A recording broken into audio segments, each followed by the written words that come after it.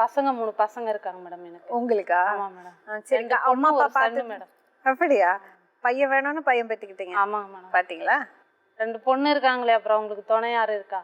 எனக்கு அண்ணன் இருக்காங்க, அப்புறம் 2 பொம்பளை அப்போ பிள்ளை. அதுவும் பொம்பளை பிள்ளையா பிறந்திருந்தா மறுபடியும் ஆளா பாவீங்களா? அப்புறம் என்ன மேடம் பண்றது? இந்த காலகட்டத்துல பையன் வேணும் தான் மேடம். அப்படியெல்லாம் கிடையாதுமா, பையனும் பொண்ணும் வித்தியாசமே கிடையாது இந்த காலகட்டத்துல. அடிக்க வச்சீங்கன்னா பையன் பொண்ணு எல்லாம் ஒண்ணுதான். சரி சரி. எத்தனை வயசுல கல்யாணம் பண்ணீங்க? 19 வயசு மேடம். சரி, வீட்டுல பார்த்துதான் கல்யாணம் பண்ணாங்க? ஆமாங்க மேடம். முறைப்படி பொண்ணெல்லாம் பார்க்க வந்து? முறைப்படி தான் மேடம் பார்த்து. சொந்தத்துல கல்யாணமா? இல்ல மேடம், வெளியில தான், வெளியில பார்த்து கல்யாணம் பண்ணாங்க மேடம். ஆரம்பத்து கல்யாணம் பண்ணும்போது நான் இப்படி இருந்தேன் அப்படி இருந்தேன் நான் இதெல்லாம் சொன்னாங்க மேடம். எப்படி இருந்தேன்னு சொன்னாங்க? எப்படி என்னன்னா, நல்ல நிலைமைக்கு இருந்தேன், உன்னை கல்யாணம் பண்ணதுல இருந்து நான் இந்த மாதிரி ஆயிட்டேன் அப்படி. எந்த மாதிரி ஆயிட்டாராம்? இப்போ ரொம்ப அப்போ வந்து கல்யாணம் பண்ணும்போது ரொம்ப அதிகமா செலவு பண்ணி கல்யாணம் பண்ணாங்க மேடம்.